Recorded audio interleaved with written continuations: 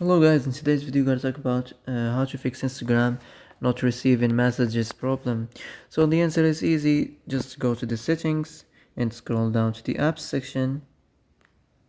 Now go to the search and search on Instagram.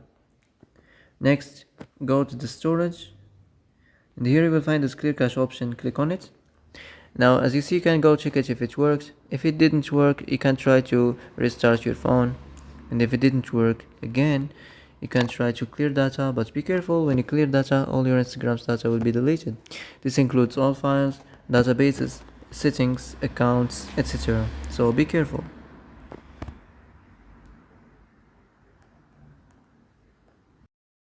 So that's it for today's video. I hope this is the answer you've been looking for.